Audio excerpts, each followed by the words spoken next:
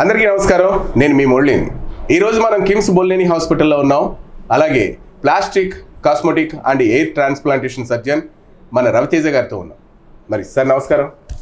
ఎలా ఉన్నారు సార్? బాగున్నాను సార్. అసలు బొల్లేని హాస్పిటల్లో రవితేజ గారు అందించే ఒక స్పెషల్ ట్రీట్మెంట్ అంటూ ఏమున్నాయి, ఎటువంటి సేవలు మీరు పేషెంట్స్కి అందిస్తున్నారు? నేను బేసిక్గా plastic, cosmetic and hair transplant surgeon. చాలా మందికి అపోహ ఉంటుంది ప్లాస్టిక్ సర్జరీ అంటే ఏంటి, దేనికోసం వెళ్ళాలి ప్లాస్టిక్ సర్జరీ అనేది. అందరూ పబ్లిక్ ఒపీనియన్ ఏంటంటే ప్లాస్టిక్ సర్జరీ అంటే కాస్మెటిక్ సర్జరీ, హీరోలు, హీరోయిన్లు లేదా ఫిల్మ్ యాక్టర్స్, టీవీ స్టార్స్ వీళ్ళే చేయించుకోవాలనుకుంటారు. కానీ అలా ఏమీ లేదు.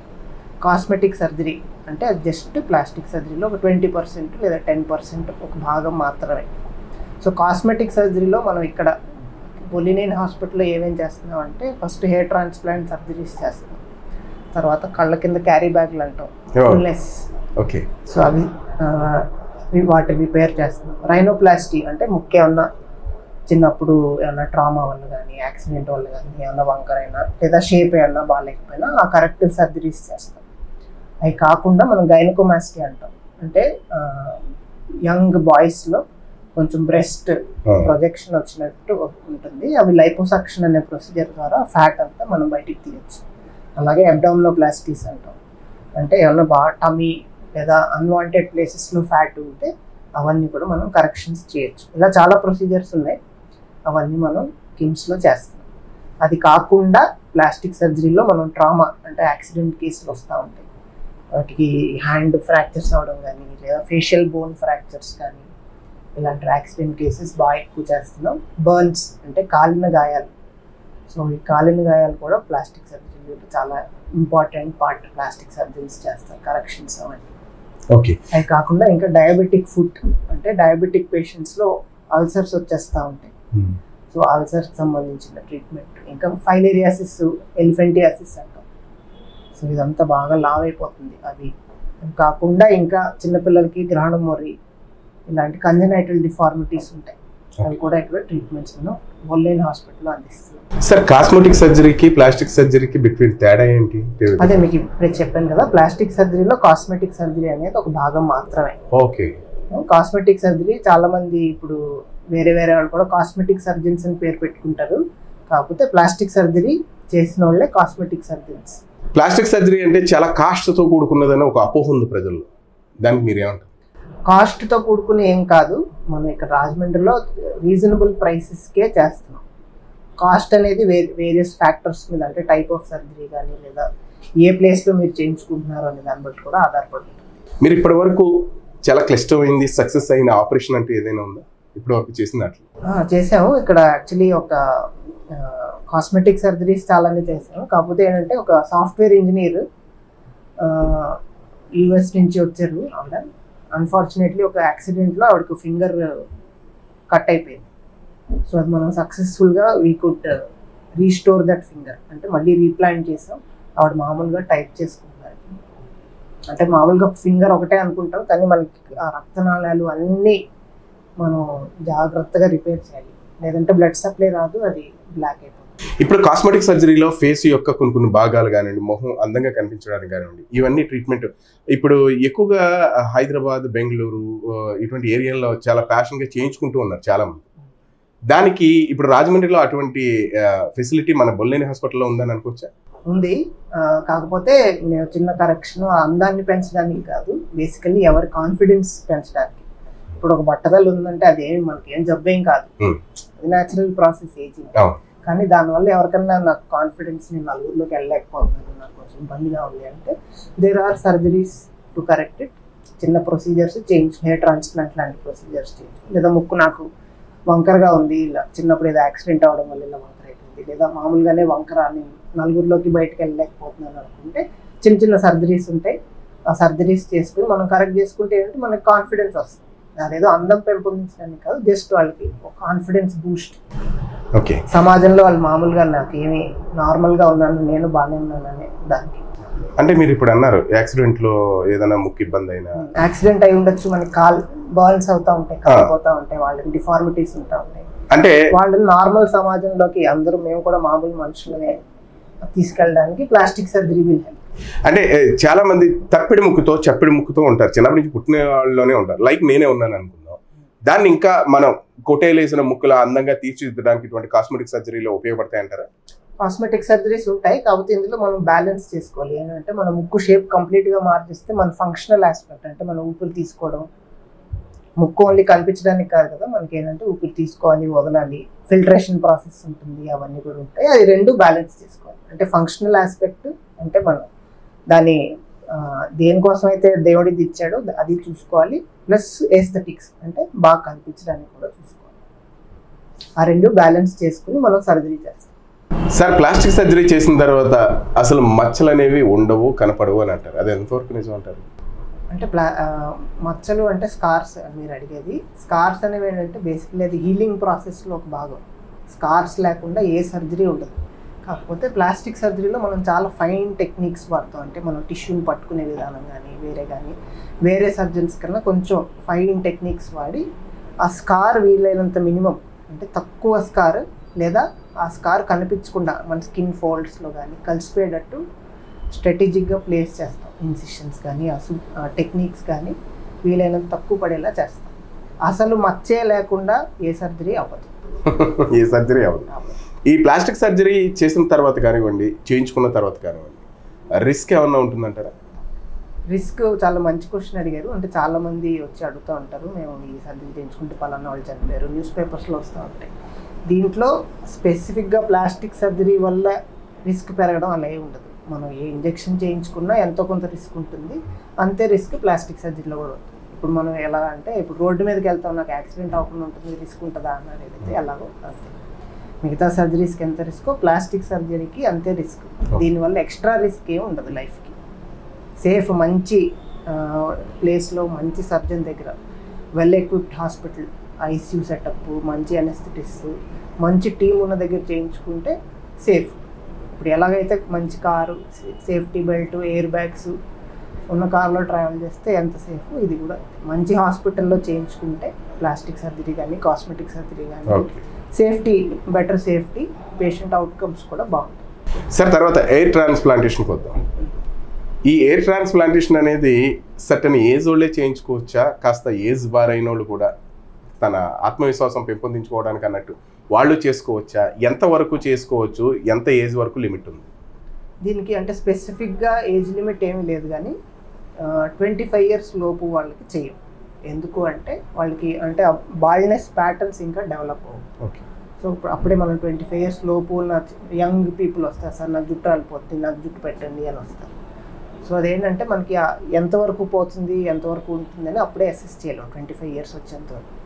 25 years వచ్చిన తర్వాత ఏ ఏజ్ వాళ్ళైనా చేసుకోవచ్చు. ఓన్లీ మనకి ఏంటంటే హెయిర్ ట్రాన్స్ప్లాంట్ అనే ప్రొసీజర్లో మనం వెనక నుంచి ఫాలికల్స్ తీస్తాం, అంటే హెయిర్ తీసి ఇక్కడ మళ్ళీ ట్రాన్స్ప్లాంట్ చేస్తాం.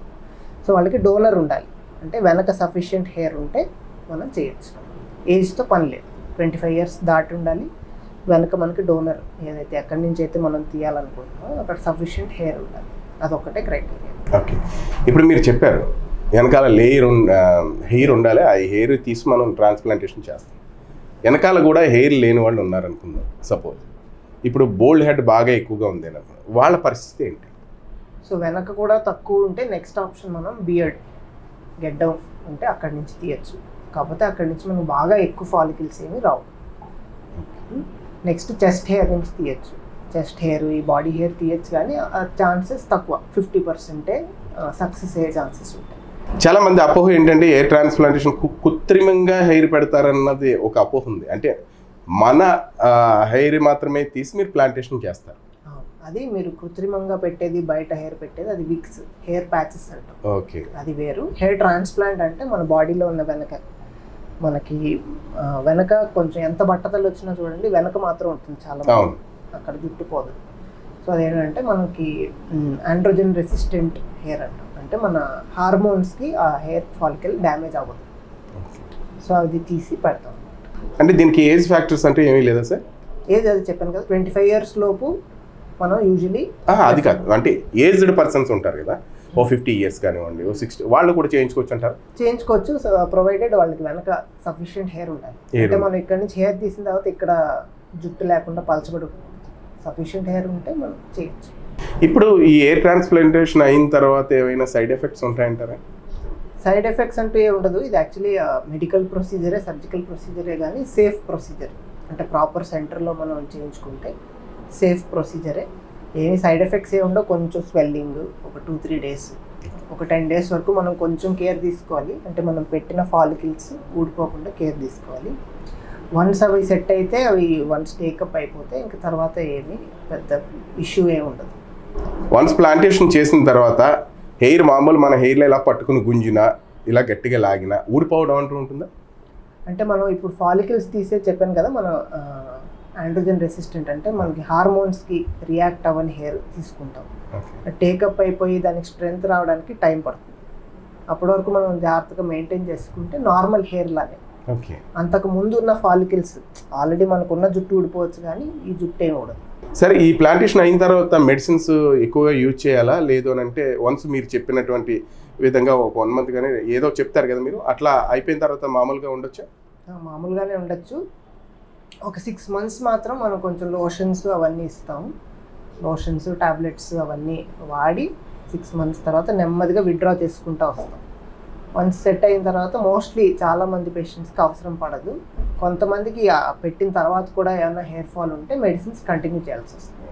ఎయిర్ ట్రాన్స్ప్లాంటేషన్ ఇక్కడతో పోలిస్తే, హైదరాబాద్తో పోలిస్తే, లేదా ఇతర పెద్ద పెద్ద సిటీలతో పోలిస్తే ఎక్కడ బెటర్గా, తక్కువగా, అంటే మన పరిధిలో ఉండేటువంటి ఖర్చులతో చేయించుకోవచ్చు అంటారు? చూడండి, హెయిర్ ట్రాన్స్ప్లాంట్ అనే సర్జరీ ఇప్పుడు తక్కువ కూడా బయట చిన్న చిన్న సెంటర్స్లో చేసేస్తున్నారు. కాకపోతే మన తెలంగాణ హైకోర్టు ఒక జడ్జ్మెంట్ ఇచ్చింది, మీరు హెయిర్ ట్రాన్స్ప్లాంట్ ఎక్కడ పడితే అక్కడ చేయించుకోకూడదు, ఎవరు పడితే వాళ్ళతో చేయించుకోకూడదు.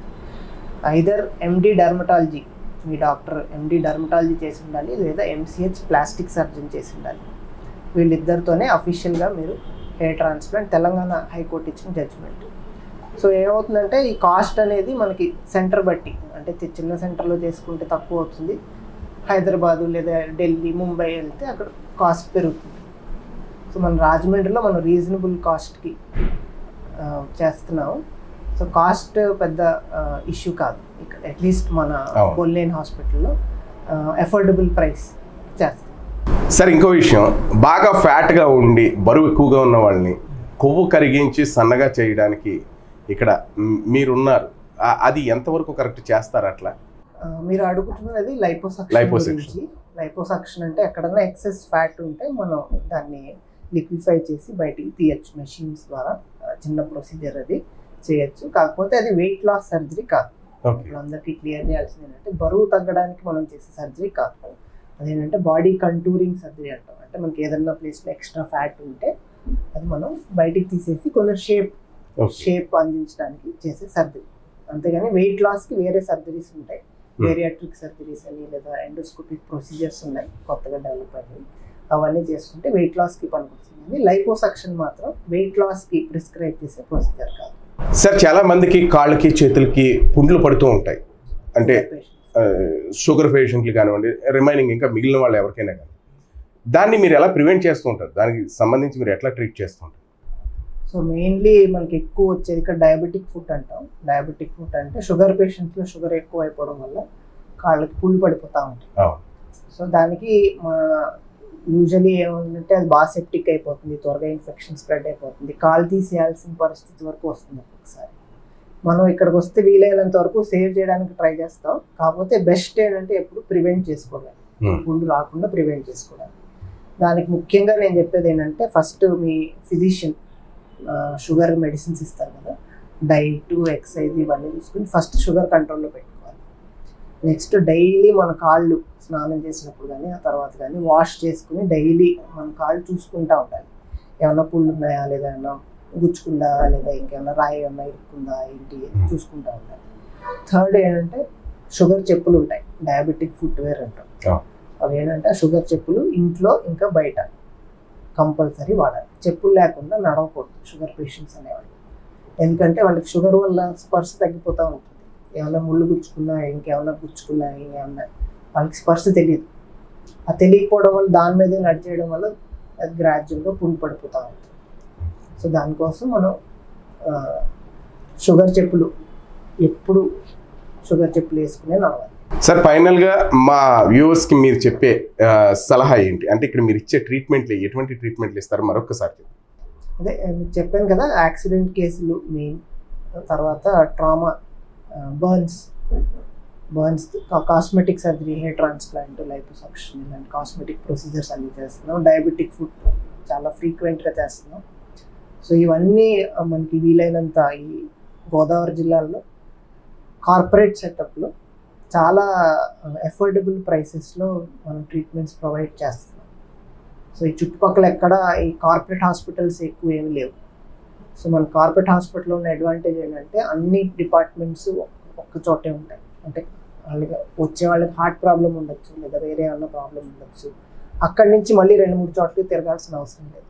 ఎవరు కావాలన్నా కూడా ఇక్కడే ఒకే ప్లేస్లో అందరూ అన్ని స్పెషాలిటీస్ ఉంటాయి కాబట్టి పేషెంట్కి కన్వీనియంట్గా ఉంటుంది. అండ్ కాంపోజిట్ కేర్ అంటే అన్ని రకాలు అన్ని ఆర్గన్స్ చూసుకుని మనం బెస్ట్ కేర్ ఇవ్వచ్చు. థ్యాంక్ యూ సార్, చాలా విషయాలు చెప్పారు. Thank you.